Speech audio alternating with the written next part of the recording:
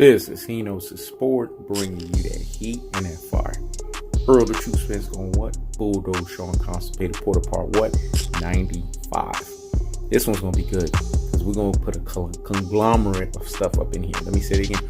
We're going to put a conglomerate of stuff up in here. First and foremost, we're going to talk about Keith Thurman. Keith Thurman looked petrified. He looked scared for Shawn Constipated Porter.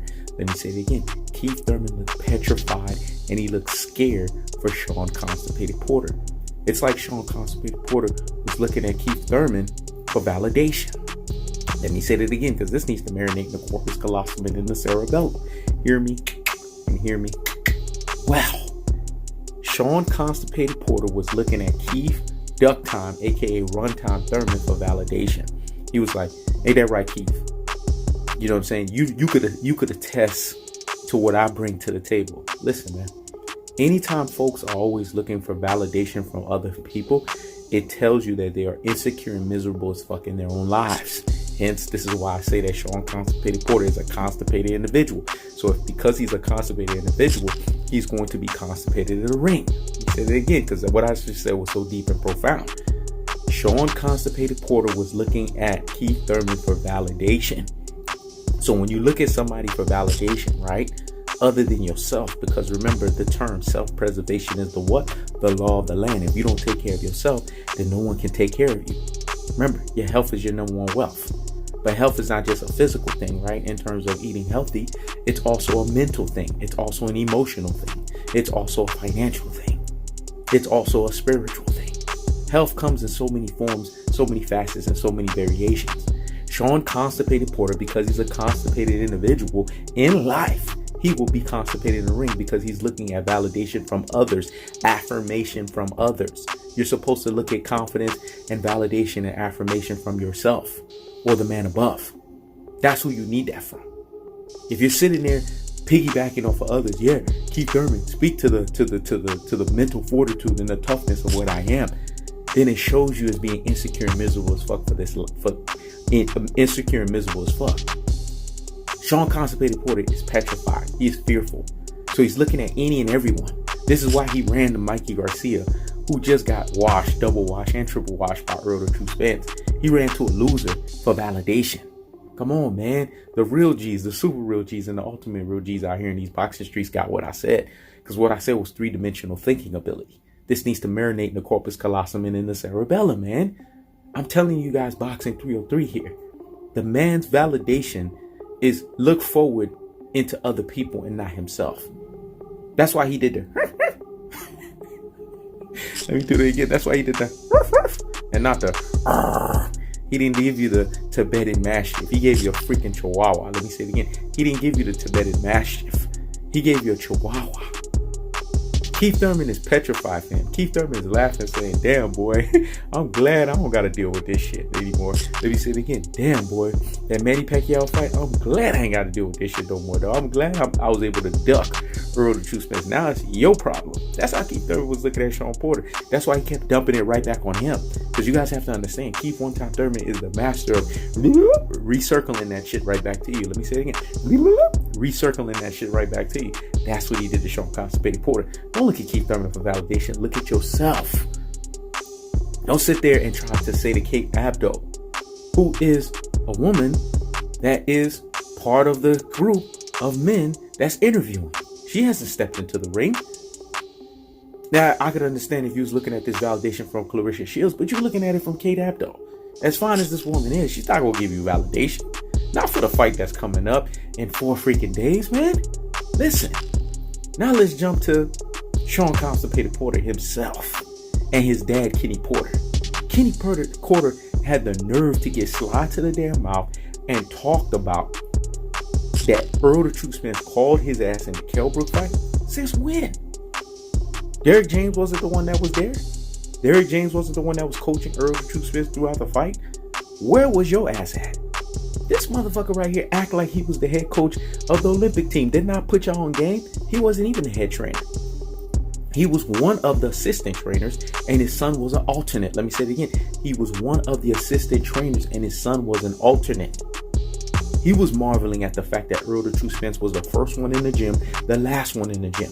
that had a work ethic like nobody's business. And he wished his son had that same work ethic. That's when Kenny Porter had that love affair with Errol the True Spence. Let me say it again. That's when Kenny Porter had that love affair with Errol the True Spence. That whole long-term or estranged daddy to son attachment issue, that's where it started. That's where he put in his mind, damn, if I could just trade Shawn Constipated Porter up for adoption, I would do that in a heartbeat and get this guy, because he is the definition of what I would need as a coach.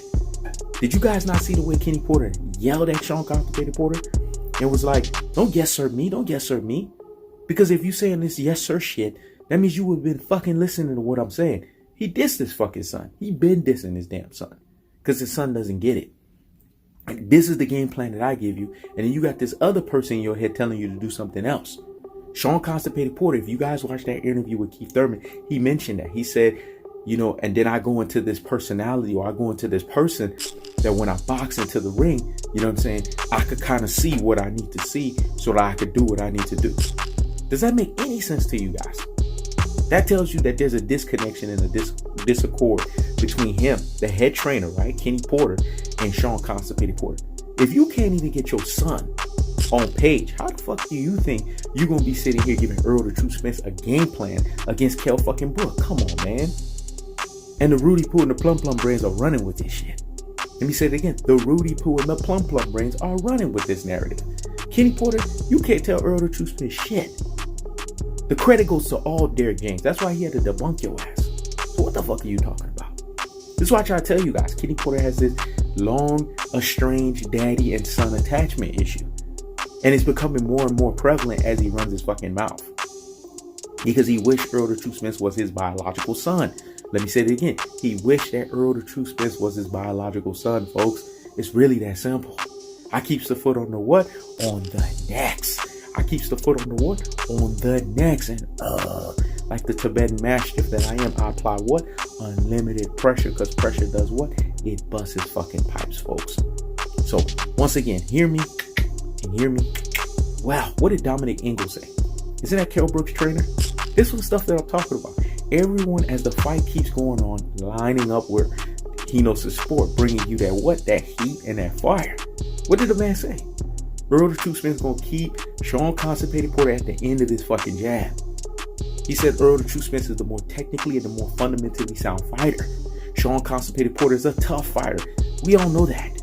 Shawn Constipated Porter is rough and rugged, but he can't box for shit. Did you guys not hear Nate Jones? I'm throwing another one in there. I'm throwing a quartlet, dog. What did Nate Jones say? He said Shawn Constipated Porter come in there with this, you know what I'm saying, style where he's just trying to come in there to brawl and be dirty and nasty and ugly. But Errol the True Spence is the better skill set fighter. Errol the True Spence got the bigger dog in him. This is a trainer and an assistant trainer. Let me say it again. A trainer and an assistant trainer. One is an assistant trainer and a body bag puncher for Floyd Money Mayweather. The other one is the main trainer for Kell Brook. These are people that know fucking boxing, and they telling you how this fight is gonna go down. This is why I laugh when people say unanimous decision, split decision. What are you guys watching?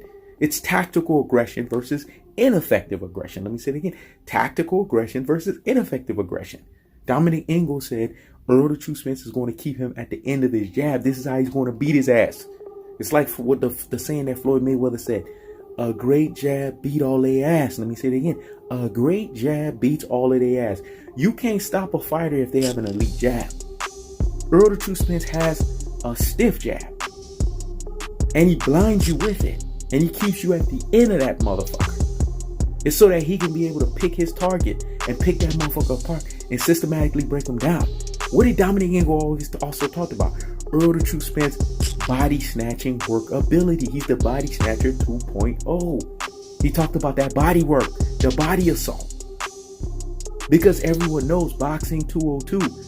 When you chop away at the body, what happens? You make the target still. That's the point that Nate Jones talked about. Y'all need to go watch that interview on Fight Hype. Nate Jones talked about how Errol the True Spence is going to turn that motherfucker up in the second half of the fight. This is stuff I keep trying to tell you guys. More and more people are aligning with He Knows the Sport because they're bringing that heat and that fire because they know He Knows the Sport bring you that what? That heat and that fire, man. I'm telling you guys, this is a one-sided beatdown. I don't understand this classic goat and this troglodytism. This Rudy Poo and this plum brainism. This ultra fanboy with the ultra fanboy rhetoricism. It's nonsensical, folks. You're seeing a fighter here that's very elite. That's technically and fundamentally sound. He does not waste his punches. He technically places them in the right positions and in the right spots. And he knows how to measure the distance. He knows how to measure the inches. Versus a guy who doesn't know none of this shit. Who can't even understand this shit. But yet, you guys are sitting here acting like it's going to be a troubling fight. It's going to be competitive for the first few rounds. Go look at Brody Wood's comment in part 94. I could tell he knows this shit about boxing. Shout out to Brody Wood. He broke that thing down exactly like a surgeon doing surgery on bodies. Like, hey, doctor. Let me say it again. He broke that thing down like a surgeon doing surgeries on bodies. Like, hey, doctor. I thought the motherfucker was the reincarnation of Juvenile. The way he broke that shit down. And he explained how it's going to be competitive for the first 4 to 5 rounds. Exactly the way that I broke it down. Go look at my emphatic breakdown. I don't remember the number, but it was recently, the last few days ago. I've been doing this series, so you can't expect me to remember the number. But I broke that shit down emphatically. And I talked about how he's going to be competitive for the first few rounds. But from round 5, Brody Wood said 5 to 8. I said 5 to 9. Errol the True Spence is going to assert dominance. And he's going to chip away at this motherfucker. And he's going to throw everything but the kitchen sink. That was Brody Wood's turn. Me, I said he's going to throw everything, but he's going to do it with mean intentions. Because he's going to systematically break this motherfucker down. And then Brody Wood said 9 rounds to 12. I said between 9 to 11. Errol the True Spence is going to then see a still target by the time round 9 comes around. And he's going to try to get his ass out of there. Because you're talking about a fighter that's on another level. He's on another planet, folks. So he has to bulldoze. This man called himself Errol the Showstopper Spence. Let me say it again. Errol the Showstopper Spence. We bringing this message home. Shout out to DK Andrews. He said, bring that motherfucker home. I'm bringing it home, folks. If y'all have any doubts in your minds, get that shit out your head. Because Errol the True Spence is going to bulldoze Shawn Porter.